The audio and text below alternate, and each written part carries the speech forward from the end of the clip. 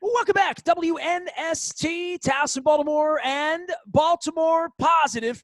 I'm going to get the Chiron working here through Thanksgiving. I'll be working on that when I'm having my leftover scoops of Taharka Brothers pumpkin spice latte. We're going to have an incredible deal here at Baltimore Positive. I'm going to hold the chocolate love up because the deal is full of holiday love. We're going to be giving folks $15.70 off an 8-pack delivered to your door of the best ice cream in the world because it's made with local water and local creams. It's Taharka, made in Baltimore, served up with social love and social pride, and we're going to be delivering that throughout the holidays. Also, our friends at State Fair and El Guapo. I had Evan Brown on last week talking about the menu and curbside and carry out in these difficult times for local business. It's so important here as we get up on Thanksgiving and the holidays and Black Friday and Super Monday and Cyber Wednesday and all of that we're delivering locally. Make sure you're taking care of your neighbors, folks. Our friends at State Fair and El Guapo and our friends at Fadley's. If you are shipping those crab cakes anywhere around the world here, consider our friends at Fadley's. They're also one click away from making that happen. I had a chat with Jeff Moeller last week from Moeller & Gary Realty as well, talking about the 2021. We're going to be folks that are going to be listing our place next year and trying to move around a little bit here amidst the other side, we hope, of the pandemic. Don, education brought you and I together. I was just a wayward lad back in 1982 when you found me and lifted me up and told me I was going to be the next Chris Thomas. So as much as we do these educational pieces and talk about things, I know your granddaughter's coming back from Roanoke. We have all these things going on for Thanksgiving. You're trying to stay away from your family. So as the former county executive, I also know you have some messaging out there for the youth as well. I tell you what, Nestor, we have messaging for the youth. We're going to look at serious topics today, and we are so pleased to have as our guest professor from the Maryland Institute, Dr. Firmin DeBrabender, not the Oriole pitcher of the past, Brabender, but Dr. Firmin DeBrabender. And Nestor, we're going to. He's laughing because he gets that. You get that in Baltimore, no, right? From old timers? No, I'm laughing. I'm laughing because I'm trying to think of the new Baltimore Positive and the topics that we tackle. And today we are going to tackle with one of the true national experts on these issues, the issue of privacy in a digital age, and the whole issue of whether or not gun safety and guns actually make us safer or less safe. You talk about topics that could take hours, and we're going to try to do it in about a half an hour. But Dr. Brabender, welcome to Baltimore Positive. Thank you very much. I'm happy to be here. We're just delighted to have you. You know, before we even get into the book, and full disclosure, Firmin's wife and I have known each other for a long time. She is one of the truly outstanding education advocates in Baltimore County. She's one of the people in our communities that make the whole system work. And because of that, I know you have a number of children. I know you've tried not only to survive being a college professor in the age of COVID, and Nestor and I have talked to a lot of educators since this began, but you've also been, like all the rest of us and all my kids, thrust right into the middle of now trying to teach your kids at home. Give us some insights, both of those things, being a college professor during COVID and then being a parent trying to make virtual education work. Well, I just wrote about this the other day, how like my world has been turned upside down. Forever, when I was in the classroom, I would tell my students, get off your computer, get off your cell phones, close your laptops. I want to talk to you. Now so much for that. Now I have to tell them, open your laptops and look at me. And I don't know what else you're doing on there. And with my kids, I'd always say, get rid of the cell phone. And now they have to have their cell phone next to them to communicate with their classmates. And they have to be staring at their computers all day. It's really, I'm not a fan of it, but this is the world, you know, under COVID. This is how they have to do it. So it is what it is. But, you know, I'm hopeful that we'll be out of this soon, you know. Listen, my kids are teenagers, so I feel lucky. I think I have an easier time. If my kids were younger, like in elementary school, it would be a lot more difficult, I think.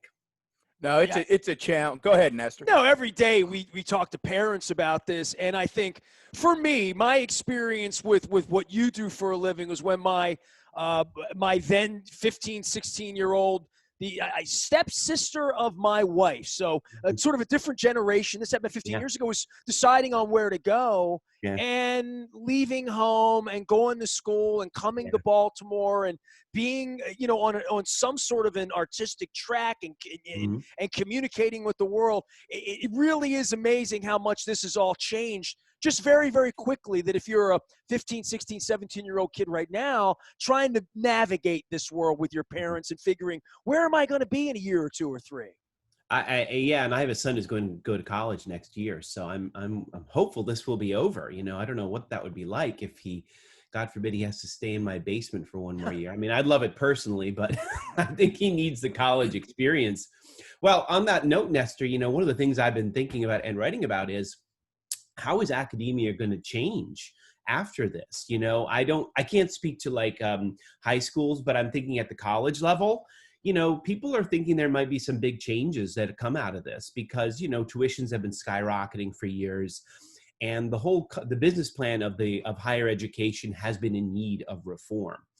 But I don't know that having all my students online is the reform we need, But some things for sure are going to change. I think, I was a real ingenue when it comes to, I was really not very well, familiar with all these technology like Zoom, which we're using now.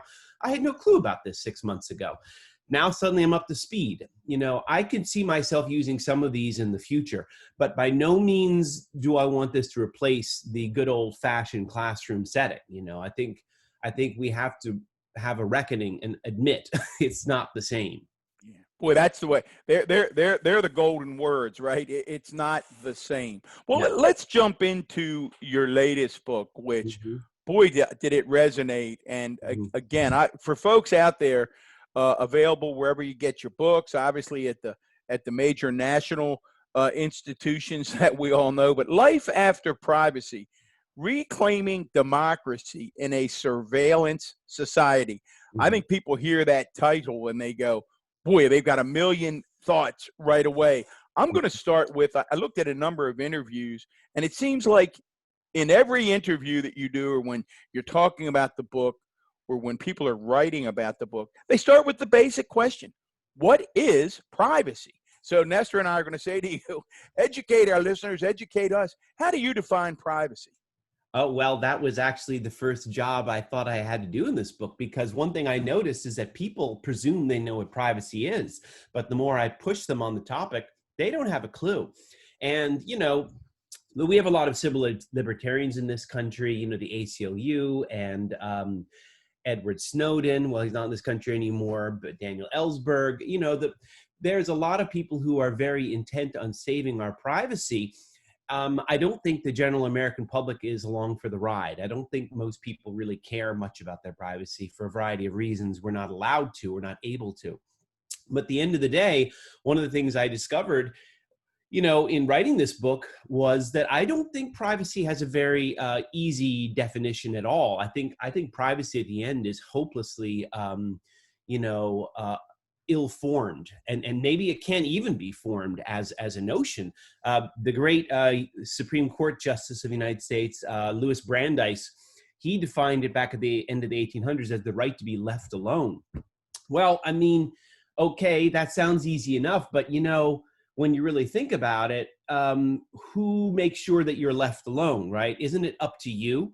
So I give the example of I don't like to be pressured by the eyes of other people. Okay, but then maybe I'll find a quiet space and close the door. But I might still carry that judgment with me, right? So the boundaries are hopelessly blurred.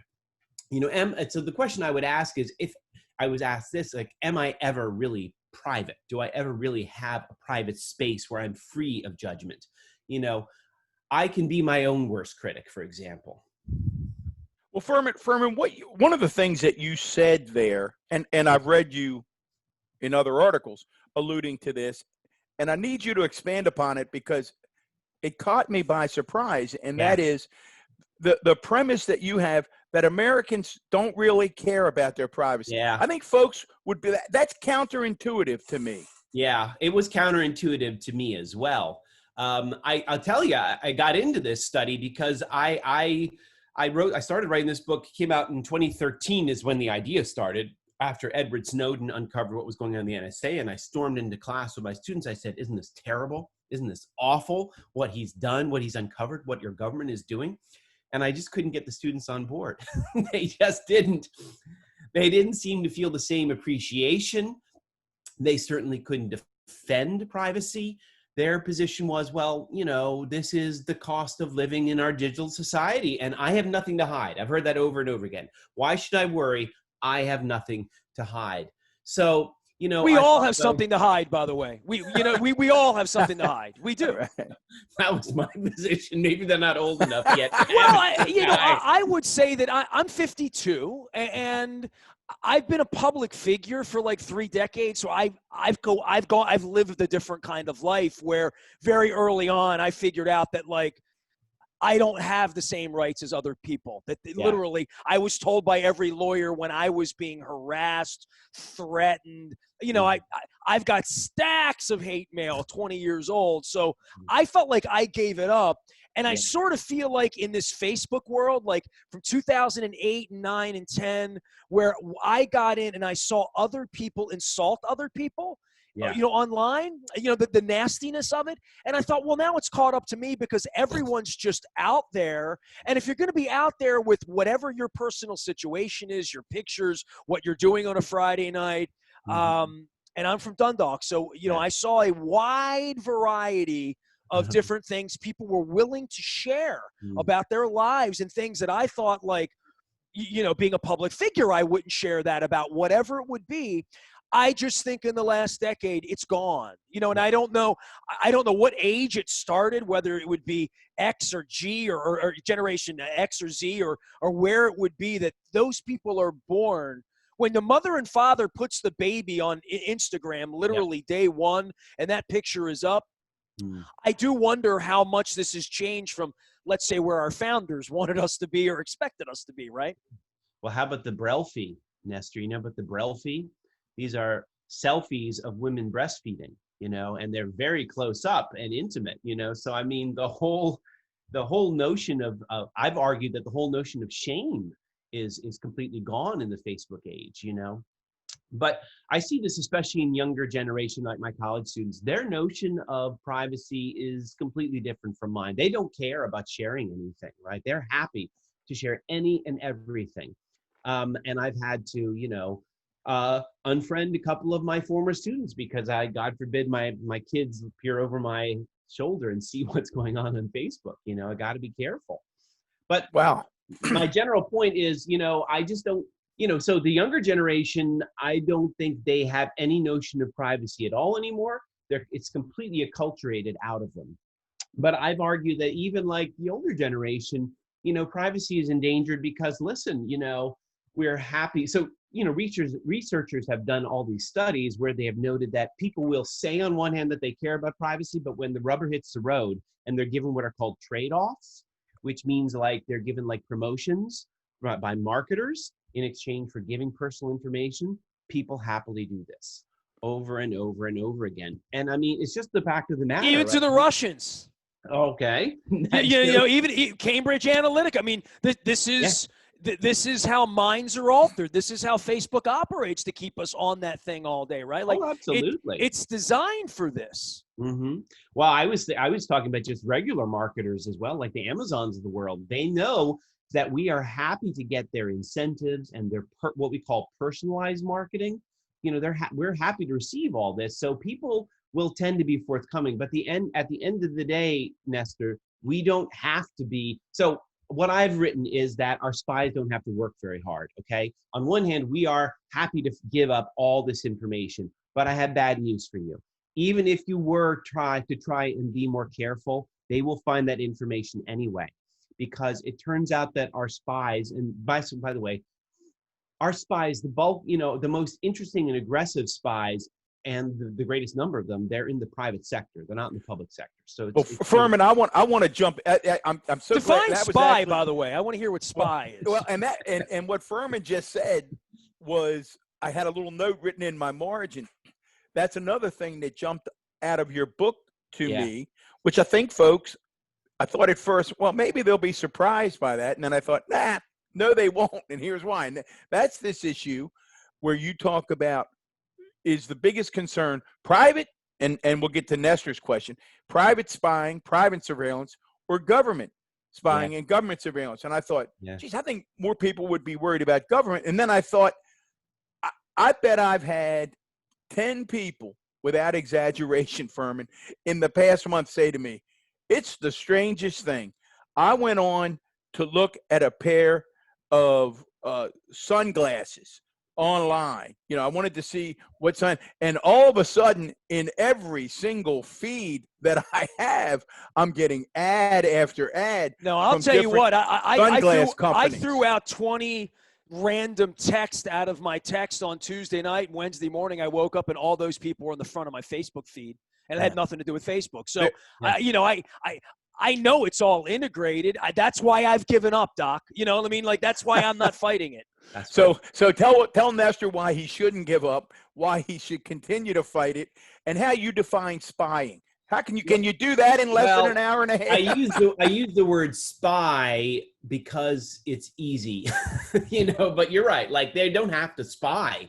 Once upon a time, they had to snoop around, but digital technology has made it so that they don't have to do hardly anything at all. It's impossible, right? If you pay a bill, if you have a phone, if you use a credit card, if you have a bank, right? If you have a social security number, right? Like, the worry is always the government taking information from you, but we're happily giving it away, right? Well, and the point I was also building up to is they don't even need your data. They want your metadata. And the metadata is the data of your data. They don't care to read your emails. They don't need to read your emails. They don't need to see what you're buying. They just need to see where you go.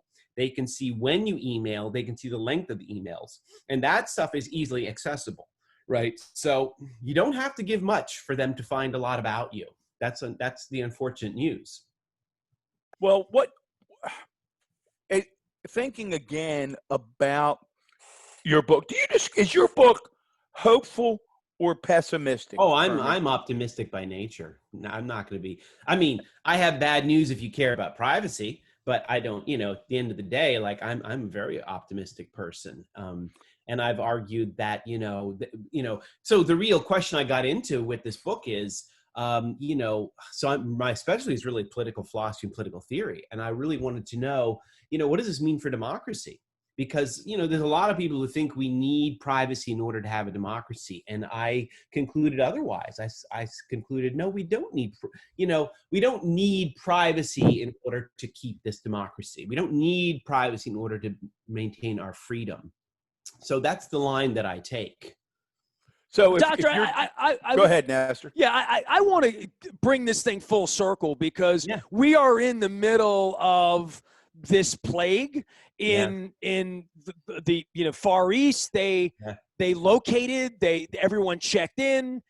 I spent time last year in Korea, spent time in Japan last year. Different culture, different way they think about the culture, the way they think about other citizens, the care that they have, the spatial issues that they live with as well that we don't have in Iowa, let's say. Mm-hmm. But in this country, the notion that I'm going to give the man where I've been and who I've been 6 feet away from. I've watched the NFL do this. We had Dick Cass on a couple months ago where they have 6-foot wristbands in their building so that they can detect someone so Lamar doesn't get it. Yeah. If we were doing this the right way and we really cared about each other, we would all have a locator and we have seen there, as Charlie Ekman would say in Baltimore, there ain't no way that's ever going to happen in America where everyone's going to do this, not even with a plague that's now cost us 250,000 lives. I know. I mean, basically the way they were able to tackle this pandemic in China was through extreme surveillance. In some cases, I read they were focusing CCTV cameras right on people's front doors to make sure they did not leave, So very intense surveillance that we would never put up with in this country. But, Americans are funny. On the one hand, we say, we care deeply about our privacy and we care deeply, we don't want people to know. We don't want to share that information with the man. But at the same token, we're doing this all the time when we use Yelp, when we use our GPS. That information is out there. We just don't, I don't know. What? Do we know it? Do we process it? That's the interesting philosophical question. Like, people should know this. They should recognize they're giving away this data already. Well, if you're just joining us, you're driving around in your car, you're watching us on the computer. We are with Maryland Institute professor, Dr. Firmin DeBrabender. Two books that should absolutely be on every bookshelf. Get on and buy them today. One is Life After Privacy, Reclaiming Democracy in a Surveillance Society. His other book that generated a lot of buzz just a few years ago, Do Guns Make Us Free? We'll talk about that momentarily. But before we dive into the gun issue, Firmin, you also talked about your concern about freedom in the public square. Yeah. And you actually took some encouragement from what you saw evolve out of the Black Lives Matter movement this past summer. And I wonder if you can connect that to privacy and your concern for the public square. Absolutely. Well, what I end up arguing is that democracy doesn't rely so much on the private sphere, it relies on the public sphere. And the public sphere is also, pretty endangered in the digital era. We have all these genuinely public spaces. Like I live in Towson, so I'm thinking of the courthouse square in Towson. That is a genuinely public space. What I mean by genuinely public space is there's no shopping, no selling. It's just there to be public. Most Americans, they tend to treat the shopping mall as the public space where they would go to convene, but they don't realize that that is a private place, right? It's privately owned, so you can't really walk in there and demonstrate and whatnot. But public association and public convening, this is really the basis of political power. It is not having your own private realm, right? Especially in this day when privacy is so endangered, right? It's really about political power starts with public organizing, right? And so I actually thought hard. Yes, I thought the Black Lives Matter was an impressive movement, but I thought back to like the civil rights movement of the 60s, and I thought back to the labor movement, and I thought, you know what? They never had any privacy. And they were able to overcome that. And through intensive organization, they were able to, start these movements that brought real political change. Well, in the case for here and in Baltimore and what we've experienced here and seeing new mayor, new thoughts, where are you for the future of our city on the other side of this, clearly in the educational space? There's a lot of things here for youth. I mean, I had Torrey Smith on, who's made a great investment over in West Baltimore. There are lots of people trying to lift boats here. From an organizational perspective and a civic perspective for you, we're all trying to find the Baltimore positive part of this as we get up on our Thanksgiving meal next week. Well, I mean, I like I said, I'm optimistic by nature, and I'm a big fan of Baltimore. And Baltimore has amazing spaces and has amazing architecture. I don't, for living, it's a wonderful city that I think, for people to live in. And, it's one of the things that really fascinates me to think about what is going to happen after COVID. What is going to bring people back into the cities? Because work is different, right? People don't need to work anymore in the city. People don't need to study in the city. Schools can be done digitally. You certainly don't need to shop in the city, right? You don't need to go to the mall anymore. But even though all those changes have happened, we also see that people tend to want to be together, right? People tend to want to be, this is one of the great things that people are missing under COVID. I see this in my own students, right? Functionally, they're okay, but emotionally, they're missing each other deeply, right? So what does the city give us? The city gives us this social life, just for being together, that I think will endure, and so I'm optimistic that Baltimore will bounce back, but I don't know what it's going to look like, right? The downtown, that might look radically different, for example. That might turn into a residential area because you certainly. Well, I hope so, because I live down here and I'd like to sell my condo at some point, which is how this whole thing began, Right.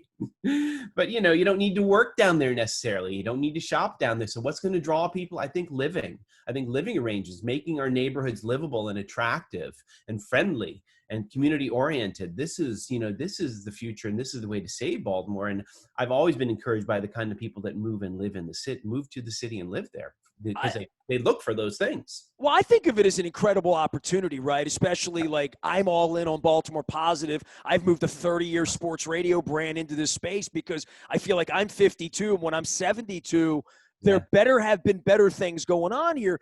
And listen, I've traveled all over the world, and I've seen places up and down, and my people are from Venezuela. I mean, I can't even go back to Venezuela. I saw Caracas had the worst cost of living in the world, right? Or the opposite of the best, the least expensive place in the world, which is also the most dangerous place in the world. Yeah. But then next door, Colombia, and places like Cartagena, Medellin, which were thought to be the rat traps of the world 40 years ago, have picked themselves up. I had a friend in Medellin last week. There's opportunity here above and beyond the Detroits and the Cleveland and these malign places that over the next 25 years, it's going to be so local though, right? It's because it's not going to come from Washington. Maybe theoretically it is wherever you are. And even though it's 38 miles away, every one of these communities that's going to suffer through this part of change in our country, it's going to be built up from here to the end of the street. It's going to have to be local.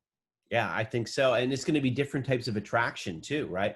They're not going to be able to sell these areas and neighborhoods on this is close to work or this is close to shopping. They're going to have to reimagine, what is it that you're going to sell this neighborhood on? And I think it's going to be like community life and living close to your neighbors, and I think there is deep attraction for that. One of the things that I'm sad about, and I mentioned in my book, is that like one of the things that suburbia has done in America, and by the way, suburbia is designed for privacy, right? You have your yard, you got your backyard, you got your fence, you got your basement. You don't have to see a person, But what is missing in the older forms of neighborhood, like I think of so I teach in Bolton Hill, you used to have corner bars on every block or a pharmacy, and these little pocket parks. Bolton Hill was designed for easy association, where you would see your neighbors and even strangers on a daily basis. And I think that's very important. That's not what we see in digital media, right? Digital media is highly curated. I only have to see the people I want to see. I don't have to hear voices I don't want to hear, right? But our lived environment once upon a time, was where you would easily associate with people from all different walks of life. Don, we've lost your audio on your end there. I think you muted yourself at your source there. Don Moeller's here, former Baltimore County Executive. We're doing Baltimore Positive, and Dr. Firmin DeBrabender joining us here from MICA and up the street. Neighbors here for us. I want to go back to gun safety and turning the community around, because we talk about the safety and we talk about where Baltimore is. Look, I've worn an Oriole hat and I've worn a Ravens hat, and I've got the proud to be Baltimore everywhere I've ever gone. And I've seen this conversation change from when I was a younger man in the 90s. I would, say to someone, I'm from Baltimore. They'd be like, Cal Ripken, crab cakes, Fort McHenry, went to the aquarium, spent a weekend there. Daughter had a convention there. Son went there for work. Johns Hopkins, all of that. Simon makes the wire. Yeah, I like Simon. It's all good, and then the cop show comes, and homicide and life on the street, and Belzer's in town, and Ice-T, and the next thing you know, we take on this narrative and the Freddie Gray tragedy. We have all of this happen, and now all of a sudden when we're like an inside joke somewhere, like the way maybe we used to make fun of other places, right? Especially in sports radio or fun morning radio, but for my purposes, Baltimore being sort of the brunt of the joke, that's why we started Baltimore Positive. And I know we all recruit to this, and we've all experienced this outside of Baltimore. But I think lifting us up with the gun thing, which brings us back to your other essay, we got to solve this problem. Absolutely. No, I mean, this was a long-standing issue that I grew up thinking about. I grew up here. I'm from Towson originally. So I've always been wondering about the guns in America. And my dad's an immigrant and from Belgium, and he would always say things to me like, he loves America, but he'd say, I just don't get the guns. I don't get the guns. I said, well, I'll do you a favor. I'm going to really try and understand it. So I did a deep dive. And, I learned a couple things, Nestor, is that our gun culture has changed over the years. So right now, I've described it, we're at a pinnacle of the gun rights movement. 20 years ago, we were not, okay? 20 years ago, Wayne LaPierre, the head of the NRA, he was in favor of universal background checks. 20 years is not a long time. Something has changed in the last 2 decades that have really amped this up. Probably the Russian money, but other than that, probably. Well, I think it's a cultural thing, right? There's more and more Americans that are on board with this radical gun rights movement, this total expansive movement towards guns rights, right? Where there's no holds barred. You can't have universal background checks. You have guns on college campuses. You have stand your ground. The list goes on. People are all okay with these things. Of course, the constant through it all is that Baltimore City has suffered from extreme gun violence throughout it, right? That has not quite wavered. I mean, during the O'Malley years, it went down a little bit, but it's been back up. But Baltimore has always suffered through this, unfortunately. Don, you are still muted. Don's having a little audio technical difficulties here, the technical difficulties blues. For this and for solving this, when clearly the lobby is so pushed the other side. And Doc, I'll be honest with you, and I don't know that I've admitted this, but Baltimore Positive really came about and was birthed the morning after the Lock Raven gun lockdown. You're a Towson guy, so you can have appreciation for this. Yeah. In the middle of that, I kind of lost my mind because my facility where I broadcast from, Don's back in. Hey, Don, how are you? Hey, I don't know what happened there. Well, your mic is, you still have your bad mic connected, so unconnect that. You're working off your studio mic. So mute down for me if you can, Don. So at Lock Raven High School, that day there was a lockdown, and I'm watching it on TV. I'm watching Choppers. Literally, Lock Raven High School sits next to the facility that I broadcast from, the land I own, the tower I broadcast from. So much so that for 15 years of broadcasting there, I could open the window in my studio and hear the whistles and the pom-poms and the sound of football helmets and the sound of field hockey, and all of the sounds of sports live on the field. And the school's under lockdown, and I had a sponsor who the next day has never paid a $12,500 bill, a Towson-based company that was so offended that I wanted the guns away that they dropped the sponsorship, didn't pay the bill, never answered the phone again. And when I went to their page, they're now on Parler and they're MAGA and this is what, 2.5 years, how long ago it's been? This was a month after Parkland. You know what I mean? Like the sensitivity to it. And when I had the conversation, the thing that blew my mind, because I had never spoken to anyone like this in my life, their argument was every teacher should have a firearm, that's the way to make us safe. And I'm thinking to myself, I've never thought this in my life. And the next day there was actually a Twitter lobby for this, that they want my librarian, they want Don Moeller, who was my high school guidance counselor, to be armed in classrooms. And I thought, my God, that anyone could make this argument is insane to me. But the fact that I'm in the other end of an argument with someone I've known for 15 years, and this was now their position, that every teacher in America have a firearm, I thought, how fringe are you? And then I realized 70 million people voted that way 2 weeks ago. And I'm wondering, maybe I'm the fringe. I mean, am I losing I'm your father in Belgium. I'm my friends in Australia who cannot wrap their arms around this, and I can't relent because arming teachers is a bad idea. I don't know why people think this is okay. That's what I don't understand. I don't know why people think this is acceptable. I always say, we do not have to live like this. We don't have to live like this, right? We do not have to live like this. We are unnecessarily making our city, and our country into a war zone, right? Where teachers are armed and there's, bulletproof armor in the classroom. There's a manufacturer on the Eastern Shore. In about 2010, they transitioned from making armor-plated tanks to making armor-plated wall coverings that they could sell in U.S. high schools. This is insane. We don't have to live like this, But what you're talking about, Nestor, is that, and this is where it really gets interesting for me as a philosopher, is, this got all wrapped up into notions of of what it means to be free. People take this so seriously.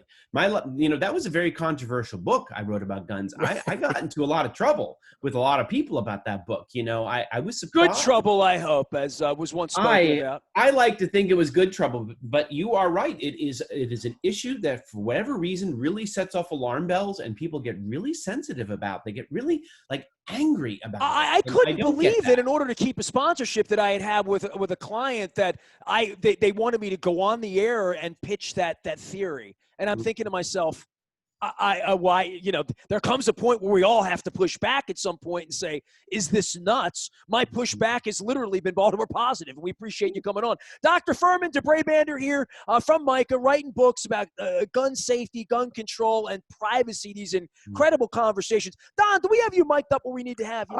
Can you hear me now? Yes, you're beautiful. Go ahead. I was going to say, before we let Dr. Brabender go, because I love the way you connected, and I remember the controversy, Firmin, around the book and subsequent articles that you wrote, but you connected. I thought the beauty of what you did was the connection of it to political philosophers, and particularly, not only did you talk about John Locke, but your connection to Machiavelli and his concept of illusion of freedom, because I thought that speaks to so much, I think, of what Nestor is saying, what you're learning. Talk about that illusion of freedom and guns and connect it to Machiavelli, because I thought, you don't have to be a political philosopher to understand what Firmin's talking about there. Well, I mean, the title kind of sums it up. Do guns make us free? The answer is no. But the funny thing is, so what the NRA has really thrived on, and the gun rights movement, is they have very successfully linked up the idea of guns with freedom. And what I was arguing in the book is, listen, I love the public health experts. We have the Bloomberg School in Baltimore, and they put forth very, I think, convincing data about the problem with all these guns and, the kind of casualties we have to live with. But at the end of the day, the scientific and the public health arguments and even the legal arguments about gun control are not as potent as the NRA arguments about freedom. So I was saying, we got to hit that argument straight on. The gun control side, the liberals, whatever, the Democrats, you have to speak to people's deep emotions here and say, listen, you're not freer for having all these guns. Your freedom is compromised. You are less free. And this idea hit me the day after Sandy Hook. This book was born, my gun book was born the day after Sandy Hook, when I was taking my kid to, we were talking about his 12th birthday party. He was going to take some friends to a movie theater. And he says to me in the car, listening to Sandy Hook, he says, I don't think I want to go to the movie theater with my friends. And I thought, well, God, this is not making us free. We have to live a cowering life as a result of all these stupid guns all over the place. So, I think, the public health arguments are correct, but we need to transcend that. And we need to talk in terms of just straight up liberty and freedom. We're less free to speak out. We're less free to assemble. We're less free to do whatever we want as a result of all these guns out there. And, the tie-in with Machiavelli is that Machiavelli is always talking about, the illusion of freedom versus real freedom. And guns give the illusion of freedom, but they don't deliver real freedom, okay? They deliver quite the opposite. No, you mentioned whether or not your child wants to go to the theater, wants to go out in a public place. Nestor's heard me tell this story before, and it's why we have to continue to have these discussions. And I think you make it clear in your book you're not necessarily opposed to gun ownership with safety regulations, and I think that's one of the things. I don't know what percentage of America would say no one should have a gun. Right. I mean, that's single digits. Right, and that's where the Democrats have not done a great job on communicating that, and especially hunting week, because everybody's out hunting this week, right? So I have no issue with that. No, not at all. I've shared before, very similar to your story, Firmin, is that right after Parkland, my daughter sat my granddaughter down, who I guess was a junior in high school at that time. Yeah, and at breakfast, and it's a heartbreaking story, and she said, "Hon, I need you to listen to me today when you go to Catonsville High School, that I want you to pay close attention should you ever have an active shooter. Here's what I need you to do." And my granddaughter began to cry. Yeah. And it goes to your point about we're not freer. We're not It's safer. terrible. We're not more. And she said, Mom, I don't like to talk about this. And my daughter said, Ellie, I know you don't like to talk about this, honey, but we have to talk about this. And again, great books by Dr. Firmin DeBrabender, Life After Privacy, Reclaiming Democracy in a Surveillance Society. His other book, Do Guns Make Us Free? They need to be on your bookshelves. One quick thing before you get away, because it made me laugh, and I think of Nestor, who's also an author. You said, one of the folks that interviewed you said, you know, your books, what I like about them is they're fairly short. They're quick reads. They're not really long books. And they said, why is that? And you said, I don't like long books. I'm impatient by nature. Tell us what that's all about. I'm impatient by nature, but I also am a favor of being succinct. My favorite writing is concise. You know, so if you can't say it in 200 words, you know, I think there is an issue. I'm sorry.